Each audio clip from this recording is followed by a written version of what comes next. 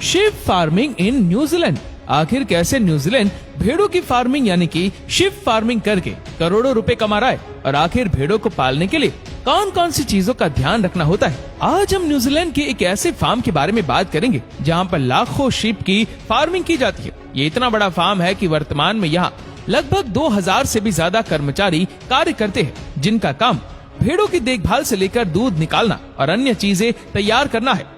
New Zealand के इस farm में भेड़ों के रहने के लिए विशेष इंतजाम किए गए हैं। यहाँ एक साल में करीब 500 बच्चे जन्म लेते हैं। एक शिप का गर्भकाल 152 दिनों का होता है। उनके बच्चे को मेमना कहते हैं। जन्म के बाद नवजात भेड़ का वजन 25 से 40 किलो तक होता है। आपको जानकर हैरानी होगी कि भेड़ के बच्चे पैदा होने के 1 या 2 दिन के अंदर ही चलने लगते हैं। जन्म देने के बाद जब तक उनके बच्चे बड़े नहीं हो जाते हैं, तब तक उन्हें अपनी माँ के साथ पाला जाता है। नवजात भेड़ का मुख्य भोजन माँ का दूध ही होता है। जब तक नवजात भेड़ दूध देने के लिए तैयार नहीं होती है, तब तक फार्म्स में इनकी अच्छे से देखभाल की जाती है। जब किसी नए फार्म्स में भेड़ों को रखा जाता है, तब वहाँ पर सबसे पहले इनकी बीमारियों की जांच होती है। तमाम प्रोसेस के बाद भेड़ों को दूध देने के लिए ट्रेनिंग दी जाती है। यहाँ फार्म्स में एक भेड़ एक दिन में 5 से 6 लीटर दूध देता है। आमतौर पर एक भेड़ दिन में 2 बार दूध देता है, लेकिन यहाँ फार्म्स में मशीनों की मदद से 3 बार भेड़ का दूध निकाला जाता है। दूध निकालने के लिए भेड़ों को एक एक करके फार्म्स के मिल्किंग प्रोसेसिंग एरिया में लाया जाता है।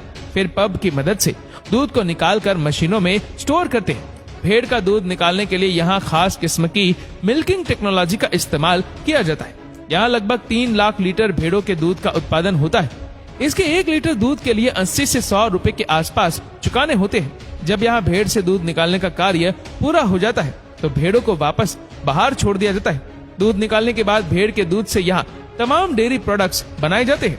जब वो उम्र लायक हो जाते हैं, तो इनको कसाई खानों में लटका दिया जाता है और उन्हें मारकर इनके मांस को अलग कर दिया जाता है। और इसके अलावा भेड़ की खाल यानी कि जो उसका चमड़ा होता है, जो एक रेशे के रूप में होता है, सभी भेड़ों के रेशे को काट कर एक साथ इकट्ठा किया जाता है।